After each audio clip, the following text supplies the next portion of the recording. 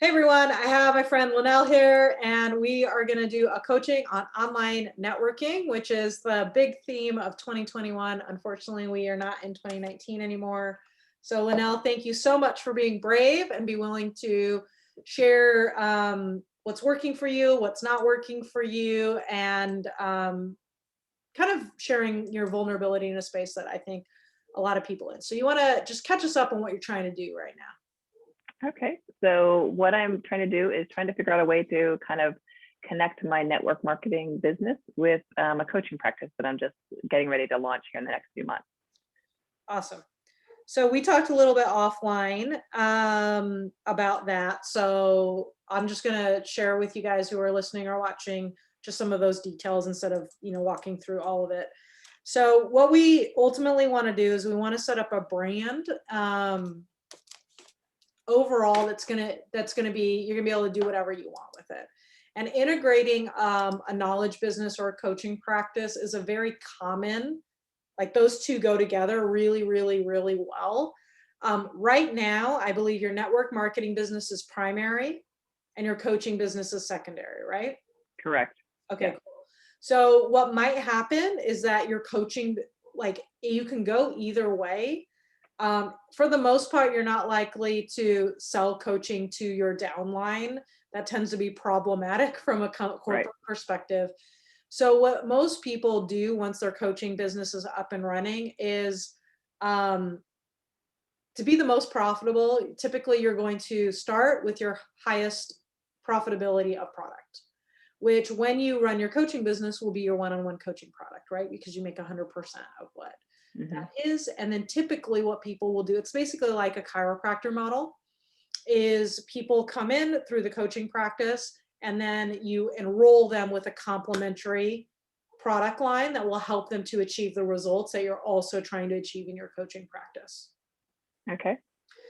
So it becomes a part of the enrollment. So if they're signing up for 3 months of coaching, it's like when you sign up for 3 months of coaching, you get weekly coaching. We're going to cover this in month 1, this in month 2, this in month 3. And in order to accelerate your results, I just have all my clients also use these particular products to address this issue, this issue, this issue, which typically gets in the way of the overall objective. And so you just kind of build that in with their enrollment from the coaching product.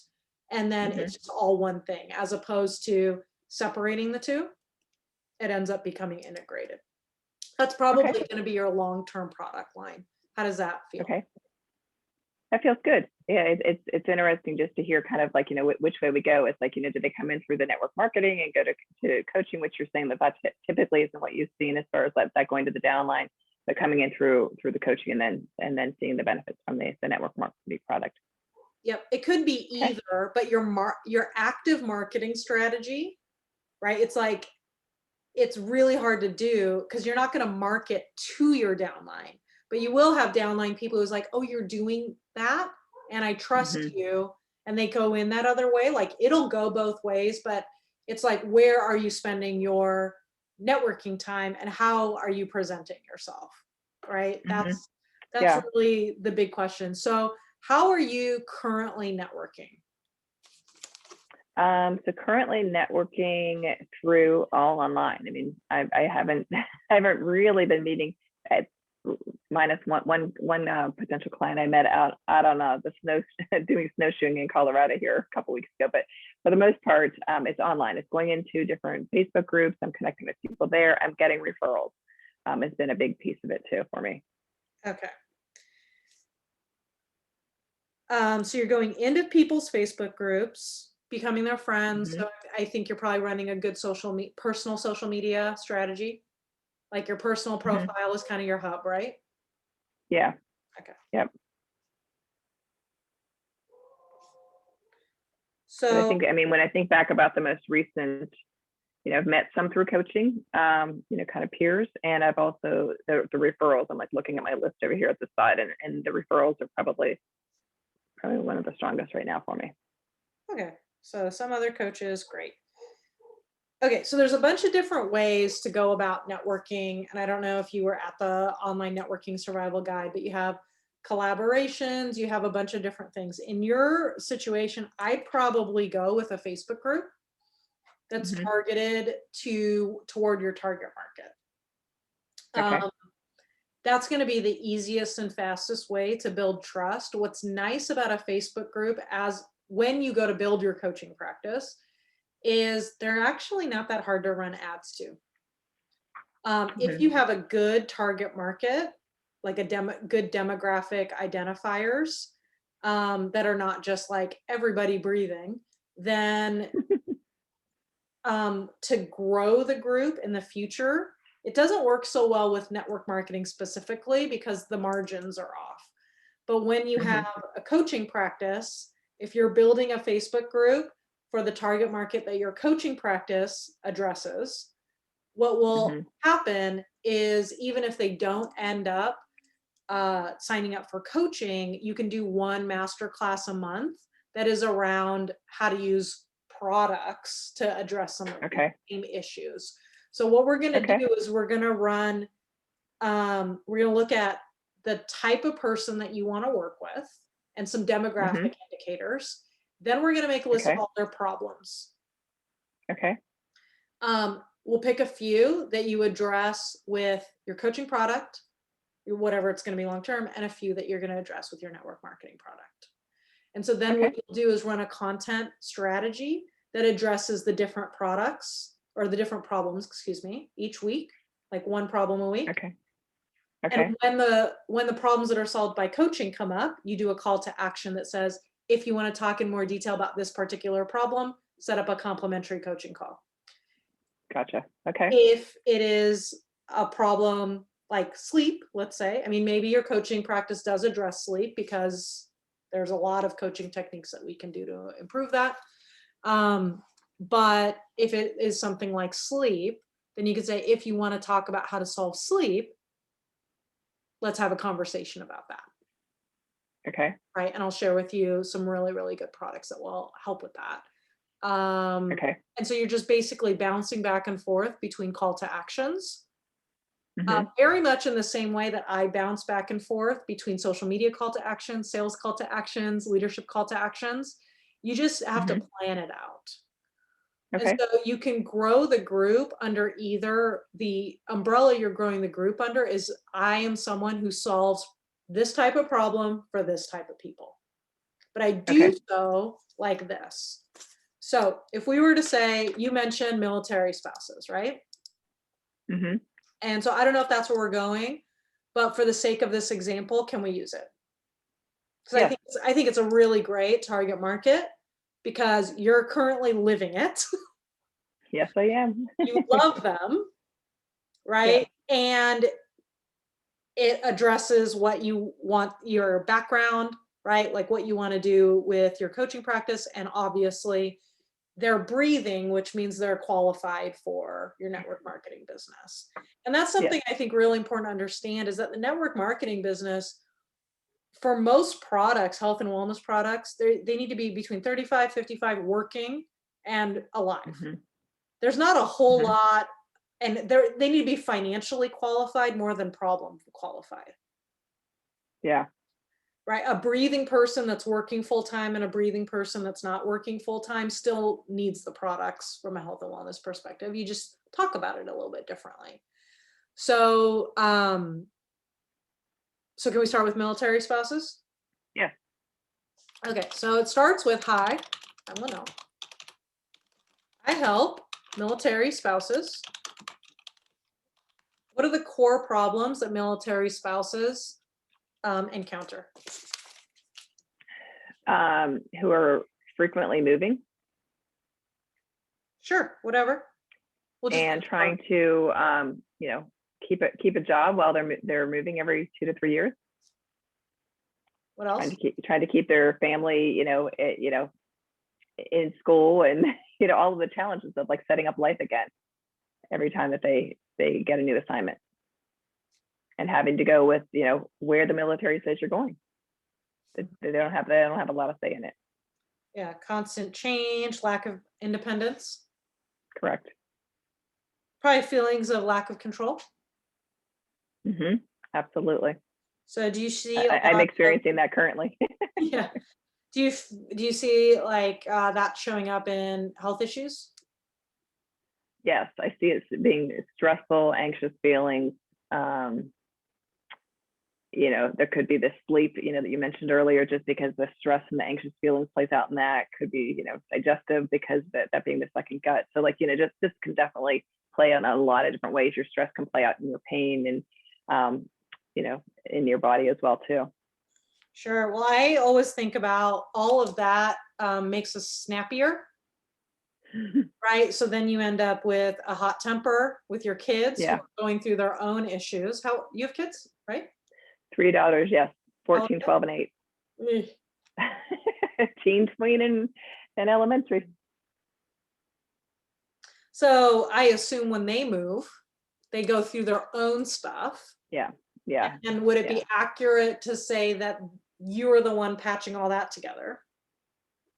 Yeah, trying to keep the calm myself, because I know, it's kind of like mama doc. If mama's not happy, not everybody's not happy. So like, I've just got to keep that cool, because I got to keep the just the energy up in my house. Yeah. Um, well, first of all, thank you for doing that for our country. I don't even. As I always say, it's not me, it's my husband. But the longer we're in this together, the more I realize that yes, there is a sacrifice on my part. So thank you for that. Well, it's both. I mean, it's a partnership in general. It's like when people are like, thanks, Charlie. And Charlie's like, I don't do anything for our business. I'm like, but you do everything because, right? Yeah. Like it only runs that way. Okay. When he last got promoted, everybody's like, thank you, and I was like, congratulations. I was like, I didn't do this. I didn't show up at that job every day to get the promotion, but we were the behind the scenes that helped to make that happen, I guess. Well, for sure. I think because if he's a hot mess, like if you're out of the picture and he's raising 3 girls in the movie and he's a hot mess and he's probably not getting promoted. So I say own it and get yourself some jewelry. Okay. So hi, I'm Lynell. I help military spouses with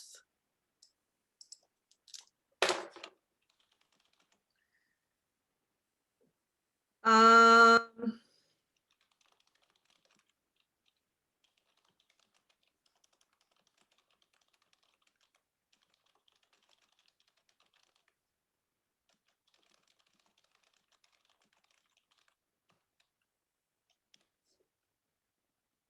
how's that? You think that's accurate on what you would want to be when you grow up?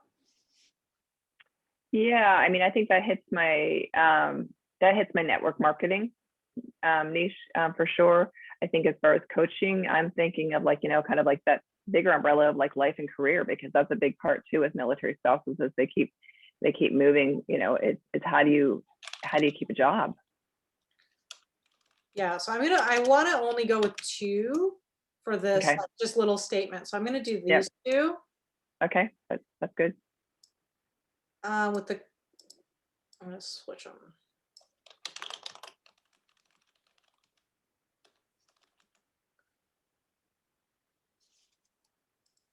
Okay, so something like, and of course you're going to need a massagist. We're not going to be able to solve the entire, course of your life in the next 15, 20 minutes. But hi, I'm Lynell. I help military spouses with the emotional and career challenges of setting up their family in a new place every few years. Does that sound like Good. what you want to be when you grow up? I think so. All right, super. So now we have like a core what it is that you do. And so you do that in a few different ways. Right. And that's what makes it different is in one way, it's like I do one-on-one career coaching. Mm-hmm. I do consults on health products, Mm-hmm. emotional and physical health. Okay.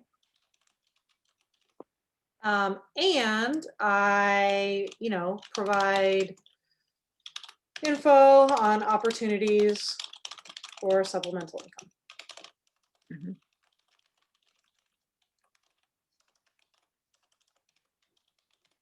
Does that sound accurate? Lynell Incorporated? Yes, it does. Okay. How does that feel so far? it feels good to kind of know that where my buckets are going. How would you throw it in there? And this is maybe taking the scope out too far, but like, for the career coaching, if there was group as well as one-on-one, would that still go in that bucket, or would I have a separate one? Or do you recommend staying in three? Well, as far as building a coaching practice, you want your group to just be a systemized version of your one-on-one practice. Gotcha. So ultimately, you'd be wise to fill up your one-on-one practice, establish your system before you do group. Most coaches move to group much too quickly, and it hurts their product because it's tempting to do groups. There's a lot of messaging like, "Hey, don't trade time for money." Blah, blah, blah. You do one group and all these people, but what happens is you have to market a lot stronger, and you typically don't know your market well enough until you've had a bunch of one-on-one clients. Okay. So good advice.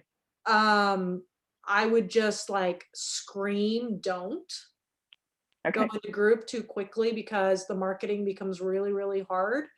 And also you want to be able, when you first have a small network with your coaching business, you want to basically have the highest lifetime value, which is always going to be one-on-one. Until you have like, here are my 6 steps that I take every single person through, until that's established, which will take a handful of clients to establish. You don't have a good structure for a group program. And so we want to just kind of keep them in a bucket until your one-on-one practice is bursting to the point where now you have to offer it at a scaled rate. That makes sense. You'll make way more money. And so a lot of people actually on this point, because I doubt, I don't know if we'd have a conversation when you go to lunch, but give me a little bit of flack about that I still coach one-on-one. Well, first of all, I love coaching one-on-one. And second, that provides, from a business model perspective, even though in theory I make more per hour on a group, it provides, it pays all the bills. So you want, right, when you're one-on-one coaching, you end up getting referrals and you have longer clients. They're around for a lot longer. And you want your one-on-one practice to cover all your bills and your group to be on top of your one-on-one, because you typically don't need to pay for advertising for one-on-one. You don't need to pay to get one-on-one coaching. When you move to groups, that's when you have to do a lot. You have to grow your audience a lot bigger. So that's why I would stay with, this will be good for you for a year at least. Does that help? Yes. And for those of you listening that are not doing a coaching practice, just delete that last minute. But I want my friend to do well. And most people try to move into groups too quickly. Okay. So this looks good. So what we want to do is we want to gather this audience. Easiest place to gather this audience, and you may end up with some age issues or platform switching issues, but I think Facebook still has the most people. What is your favorite social media platform to use? It is Facebook. I dabble out on Instagram. I've been looking at Clubhouse, but I have not gone and dug deep in either of those. So choosing the platform you are on the most is going to be the best, the point of the least amount of friction. So lots of people tell me to go on Clubhouse, and I'm like, I don't listen to any audio right now. I work from home. I read and I coach, and I read and I coach, and I read and I coach. So like, it would be such a like, I don't use it. I force myself to use it. It would feel like a chore. Right. And then I would have to learn a whole different way of communicating. And whenever we use a customer first mentality in our social media, we do better. But if you're not a user of that platform, then you're going to look at it, from like an impure perspective. So choose the platform where you're on the most. It's going to be Facebook, which is really great because that's the platform I'm on the most, and that's the one I know the most about. So what I would recommend, and I would do this now, is I would start a Facebook group, and it's going to have a horrible title, but we want it to be easily recognizable by a military spouse. And that's it. So it would probably, and I'll, if we come up with this now, this will be great, right?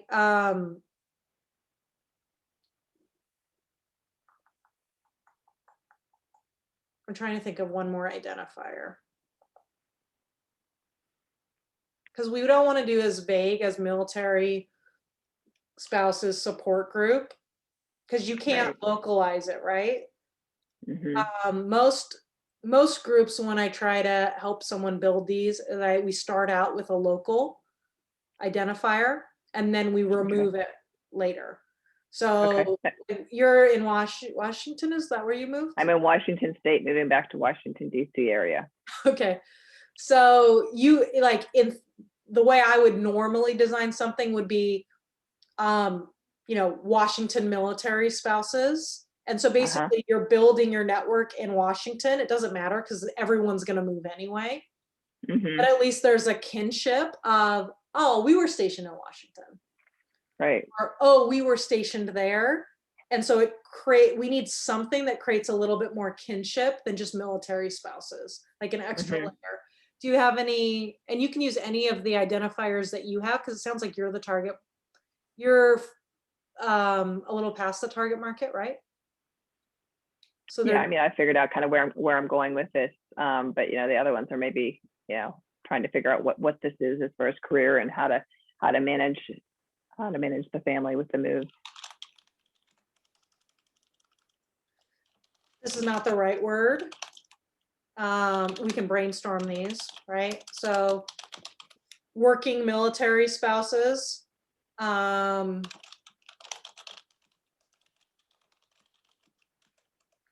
military spouses with a career. This is gonna bother me. Yeah, I mean, and I guess my question for you, Tasha, on this is that there are a number of Facebook groups for military spouses. Ones I belong to, some are from Northern Virginia, DC. There's, ones that are kind of the whole DC metro area. There are ones military spouses with advanced degrees, military spouses within the HR profession. So there are quite a few that I belong to already. So it's kind of figuring out like how to make this different, and complementary maybe to some things that already exist. I don't think you need to. I mean, how many network Okay. marketing trainers are there? Yeah. Right? Like, Okay. there's not enough. There's too many. Well, tell me if this is true. I'm making an assumption, so I'll stop myself. Are there too many military spouses and not enough support? There's too many military spouses and not. No, there's way more military spouses than there is the support, and it's finding the people that and then finding you. That's been a challenge in the past. Even when I was a military spouse in the Washington D.C. area, I didn't even know about this one organization till we were like a year from shipping out, and I'd been married for like 15 years. Well, right. So it's not about like your coaching practice, you're going to need 8 clients. Okay. You don't need a 10,000 person Facebook group. Yeah. Okay. Right? For your network marketing business, you're looking at enrolling 5 people a month and doing referrals like a boss, right? Mm-hmm. Because it's still a word of mouth business. So you're not trying Mm-hmm. to enroll 30 military spouses a month. You're trying to Right. enroll a handful because you're running 2 businesses. Right. So your group doesn't have to be that big. Okay. It just needs to be freaking awesome. Right? So you have a group of 500 people, right? And let's say we used Washington as an example. And you just talked about the problems that people have, right? And you Mm-hmm. used our 5 post strategy to add value, create conversation, use call to actions, Mm-hmm. you would be fine, Okay. right? To start filling that up. And if you wanted to, like I said, in the future, you could use advertising to fill the group up. That's a Okay. little bit more of a, process to learn that piece, but Mm-hmm. you can do that, right? By just saying, hey, are you, if you're a military spouse, blah, blah, blah, right? This group, we're going to give you training and resources and et cetera, right? Join the group. Mm-hmm. And Yep. then you can just, once you optimize that, you can figure that part out. So I don't think I think it's fine. What do you, Okay. right? Like you could find 1,000 people over 3 or 4 years to join your group, right? Yeah. Because if it's really awesome, guess what they're going to do? They're going to tell their friends. And that's the big piece too. It's just that referral base of like, finding the people in the different, parts of the country or around the world. I mean, they don't even have to be here in the US, because a lot of the military families, are taking overseas assignments. Well, right, right. So if you were to add an extra layer on top of military spouses, what do you gravitate the most?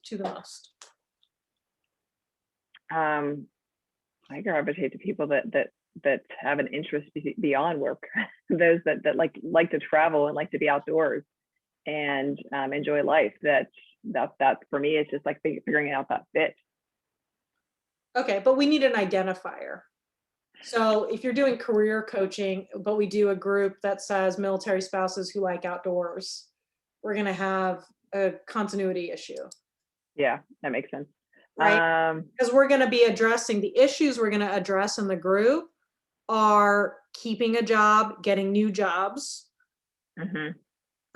dealing with change management, stress, anxiety, temper, creating a positive living space for the kids as they're going through change. It's a lot, to me, it's a lot of change management. It's keeping a job, getting a new job, change management. Those seem to be the biggest three, and emotional management. Right. Okay.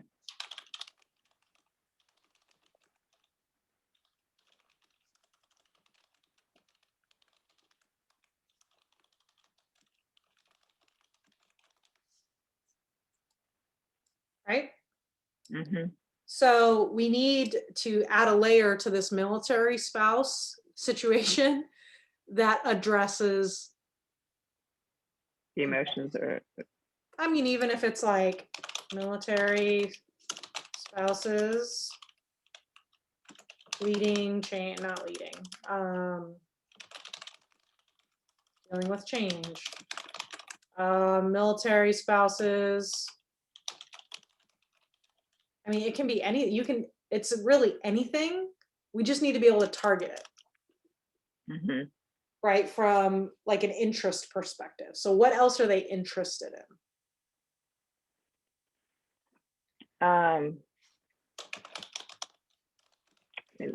They're interested in just, their family getting that, successfully making the move, getting their kids adjusted in the schools, and making friends and relationships. I mean, that's a big part, is finding that community when they move, because I mean, myself included, as soon as we hit the ground, it was hit the ground running, because when you have 1, 2, 3 years, that time is of the essence of like getting going on it. Any of these two resonate or closer?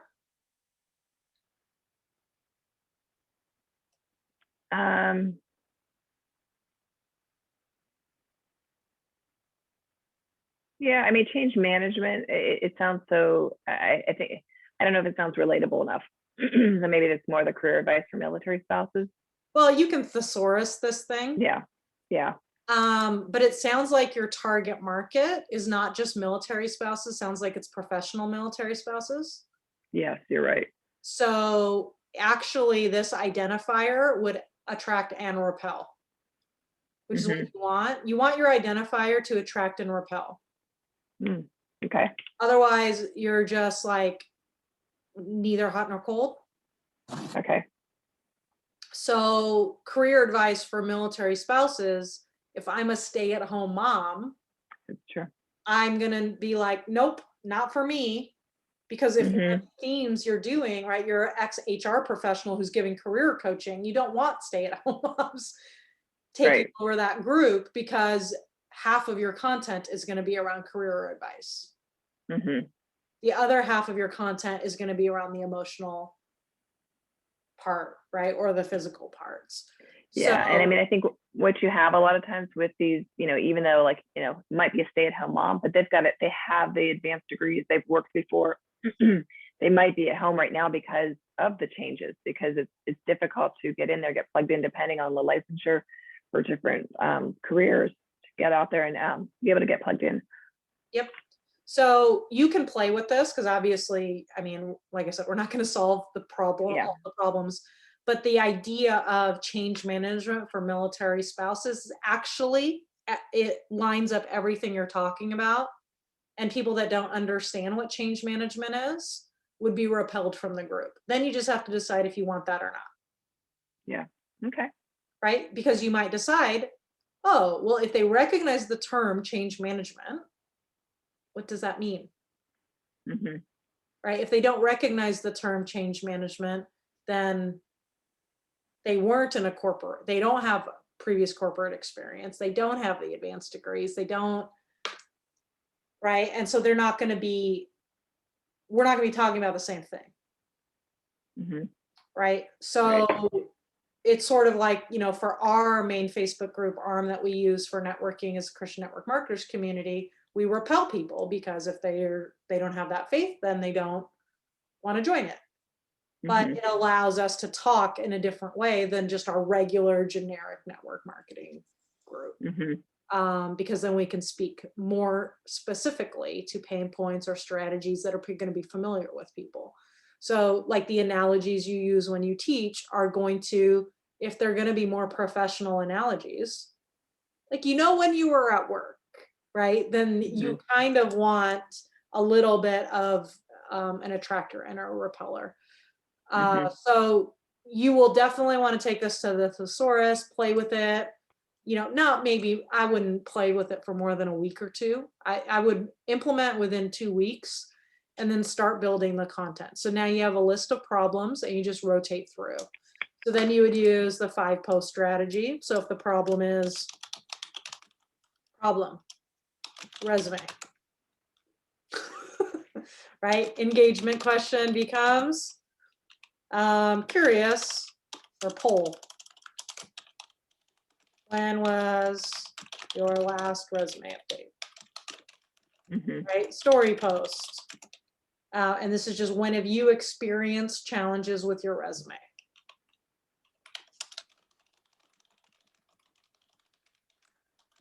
And you have a value post, 3 tips on calming your nerves in an interview.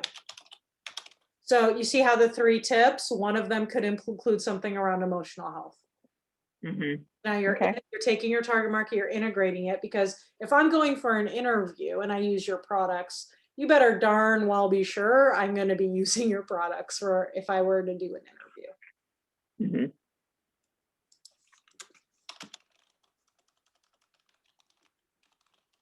Right. And so for now, it would probably just be, if you want, I don't know if you have like any resources that you're building or not for the career coaching, but if right, like if you want an ebook on natural solutions, calm nerves, comment below, right? And now you can be in a messenger conversation, Right.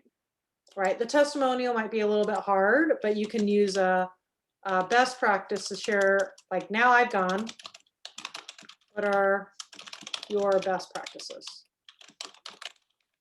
Oops, I'm running out of space here.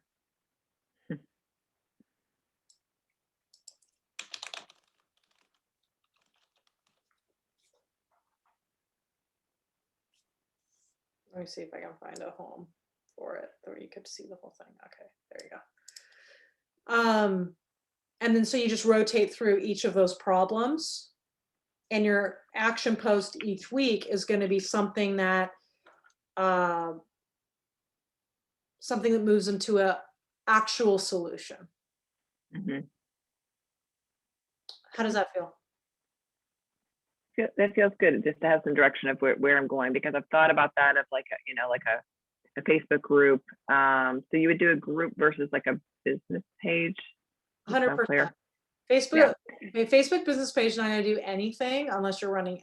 The only purpose of the Facebook business page in 2021 is, and this is different than it was 3, 4, 5 years ago, is if you're running ads. Yeah. If you're not running ads, you're not going to get reach, and you're not going to be able to build relationships nicely because you have to operate as a page as opposed to a person. And for network marketers, you guys are not a company, you are a human. What Hmm. makes you good at network marketing is your humanity and your relationship building, not the fact that you're some credible business. Right. Yeah. And So I completely agree. It just, I've had no luck with the business page, the Facebook group. I've had better luck with my community of existing customers there than the business page. That's where I well, spend my time. yeah, well, and your reach goes up in a Facebook group. Facebook wants to build communities, online communities. So you have to think, what's the purpose of the platform, right? Hmm. People are like, oh, ads, all I see are ads, but I like my groups. So Facebook is going, right? We want to make sure that we do the things that people enjoy, right? It goes back to what's your favorite platform and how do you want to show up there? So what are the Hmm. best parts about Facebook? Keeping up with friends and family and the communities, Right. right? Learning best practices from others that you trust. Hmm. So from a user experience, a group makes way more sense. What's the least enjoyable part about Facebook? Ads that are not relevant or ads that create fear of missing out. I'll just say for me, it's like the ads, not the helpful ones, because I've actually bought a decent amount of stuff off Facebook, but it's the ones that make me feel really bad about myself. Hmm.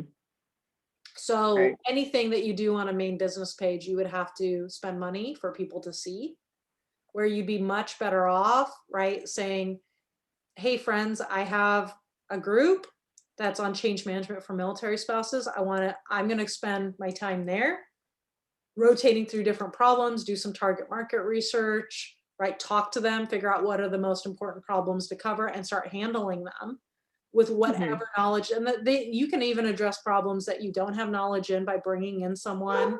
Like it can just be a hub, right, for something that sounds better than change management. Just it's so important that your name is clear as opposed to catchy, Right.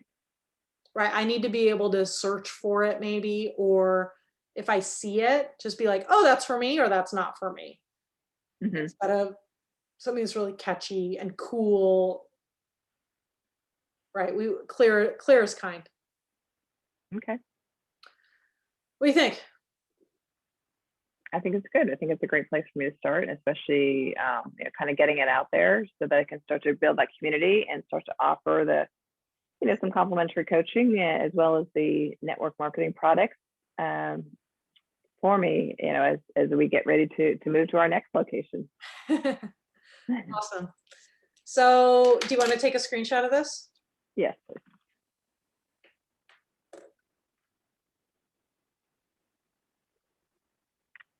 Hold on.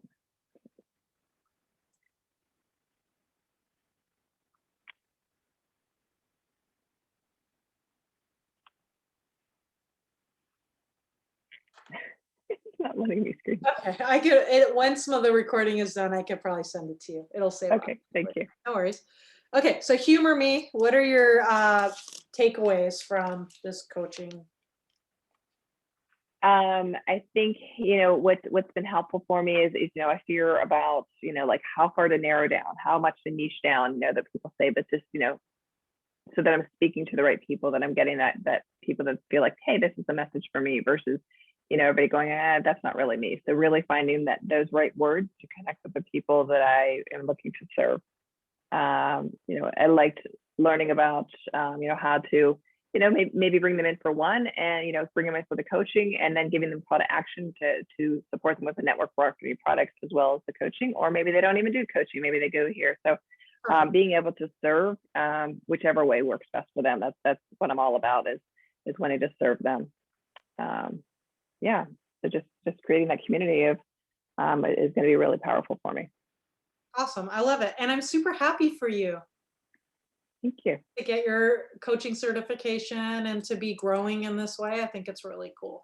So Lynell, say bye to everyone and we'll end the recording. Bye, guys. Thanks, guys.